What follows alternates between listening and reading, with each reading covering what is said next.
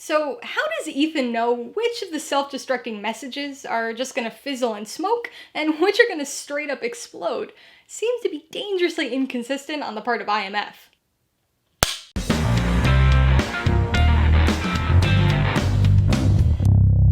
Hey everybody, welcome to Mainly Movies. Today I'm going to be continuing my Mission Impossible review series with the third film in the franchise, 2006's action thriller, Mission Impossible 3. If you're new here, please consider subscribing for a variety of movie-related content like reviews, rank lists, and trailer reactions. All my reviews include a breakdown of the pros and cons, my rating, and some tailored film recommendations, so be sure to watch through to the end of this video for all that extra content. Mission Impossible 3 stars Tom Cruise, Phillip Seymour Hoffman, and Monaghan, and was directed by J.J. Abrams. It tells the story of IMF agent Ethan Hunt, played by Tom Cruise, who comes out of fieldwork retirement in order to track down an arms dealer and an elusive weapon. Despite being the third film in the franchise, this was actually the first Mission Impossible movie I ever saw in its entirety. I had seen bits and pieces of the first two on TV over the years, but I watched this one in the theater, and it somehow held the title of my only Mission Impossible theatrical viewing until Fallout. And I gotta say, I think this third movie kinda ruined the first two for me, before I ever saw them. Not because it gave away anything about the story, but because it set really high expectations. All three of the initial Mission Impossible movies had their own unique directorial flair, quite literally with the Abrams directed installment, but it's this third film that really established the trajectory of the franchise. Today, we usually think of this franchise as an action bonanza. At the mere mention of Mission Impossible, we picture Tom Cruise running along rooftops, leaping out of windows, and riding off of cliffs. But it wasn't always like that. The first Mission Impossible movie was a moody espionage thriller, and although Mission Impossible 2 had plenty of action in the third act, it was extremely cheesy and over the top. Mission Impossible 3 is not only the most action-packed of the original trilogy, but its action is also the most in line with what was to come in the later films.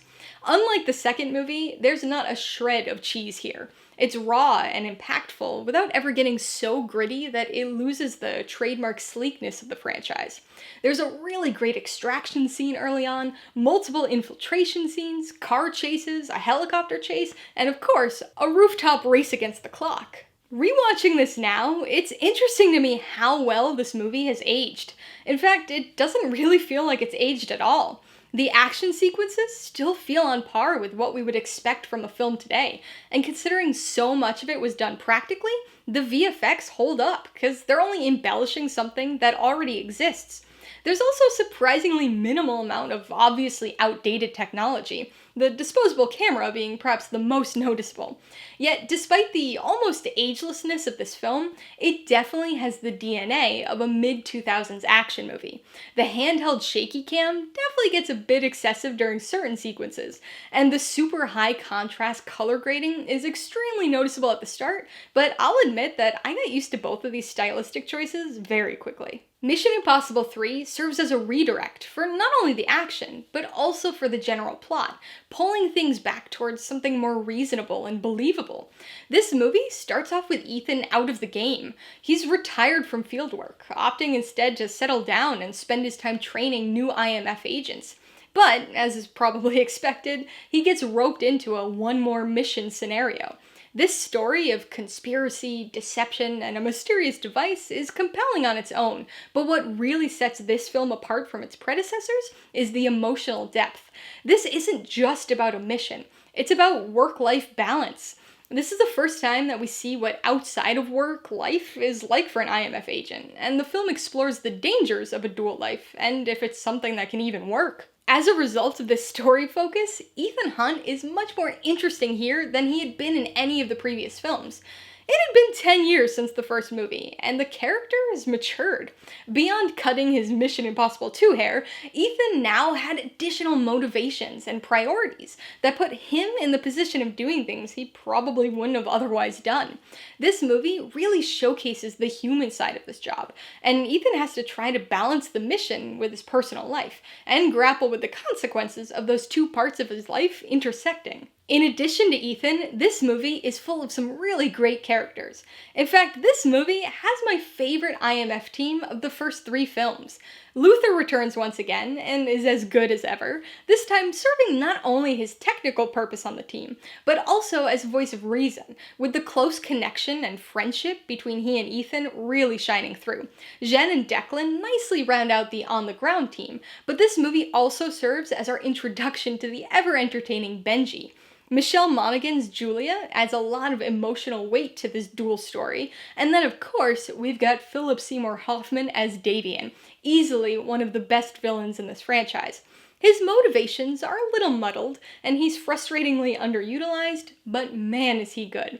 With his sociopathic, cold menace, he truly feels like a force to be reckoned with. Mission Impossible 3 served as a course correction for the series, something we actually saw a lot of for spy franchises in 2006. The action was ramped up to a more exciting and semi-realistic level. The thriller elements were far more intense, and the story had a handful of genuinely unexpected and shocking moments. But this film's position in the franchise is even more interesting than all of that, because it really closed out the opening trilogy. Not that there was any significant connection between the narratives of the first three films, but this film feels like the end of something. It was several years before work began on the fourth film, and so, like this movie's story focus, its ending also had some duality to it. It functioned well as a possible end to the series, but also set up for a possible new direction. Alright, let's talk about the pros and cons. The biggest pro is definitely the action. What an improvement! The first Mission Impossible movie wasn't really an action film, so that's a tough one to compare to the rest of the series. But MI2 was most certainly an action movie, and man was a lot of that action rough. This third film turns it all around, delivering some exciting and incredible stunts without falling into cheesy territory, or doing anything so ridiculous that it felt cartoonish. It certainly still had some classic Mission Impossible feeling sequences, like a cable drop and hang, but the action here feels much more in line with the big practical sequences that were to come and amaze in later films. The second pro is the story. Now, the concept of a retired agent getting pulled back in to complete another mission isn't exactly the most original, nor is the MacGuffin subplot, but I still think this is easily the strongest story of the original three films. It's got enough twists and turns to keep things interesting, but it's also very straightforward and easy to follow, especially with regard to Ethan's motivations. This particular story goes beyond just the mission and Ethan's concerns for his team's safety. It delves into the more human side of this job, exploring the balance between work and the personal life of a spy. We haven't yet seen this double life aspect in this franchise, and I think it was handled in a really compelling and emotionally engaging way. On the con side, the biggest issue is probably the underutilization of Davian. He's our big villain of the film, yet most of that side of the plot centers around the mystery of the rabbit's foot rather than Davian himself. It probably wouldn't have seemed as frustrating if the rabbit's foot amounted to anything more than a MacGuffin, but the way the story stands, I wish we saw more interaction with Davian. Phillip Seymour Hoffman kills it in this role, portraying this eerily composed and extremely menacing villain. Just like the rest of the film, he never dips to a cheesy or cartoonish level, and even with his comparatively minimal screen time, feels like a genuine threat to Ethan. The second con is fairly minor, but this movie's got some excessive shaky cam. This handheld style doesn't irritate me nearly as much as it seems to irritate other people, but there are certainly moments here where it borders on distracting, even for me. I think the style can be helpful in making the audience feel like they're in the thick of things, but extremely quick-cut, close-up shaky cam sometimes ends up feeling more disorienting than anything else. Thankfully, moments like that are extremely limited here, and for the most part, I think the action sequences are well shot and visually dynamic. Before I give you my rating and recommendations, I want to remind you that if you're interested in buying Mission Impossible 3 or any of the other films I mentioned today, I do have affiliate links for all of them in the description below.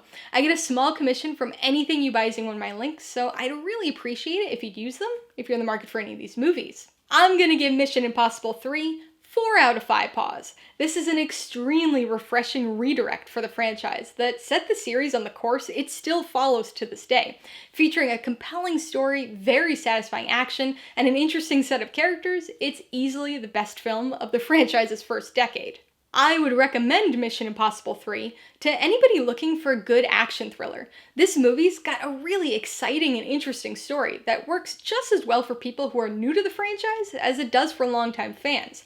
If you're somebody who's enjoyed some of the later entries in the series, like Fallout, this third film is definitely one you should check out, because it established the trajectory that the series has been on for the last 15 years. If you liked Mission Impossible 3, I would recommend Casino Royale, the 2006 version.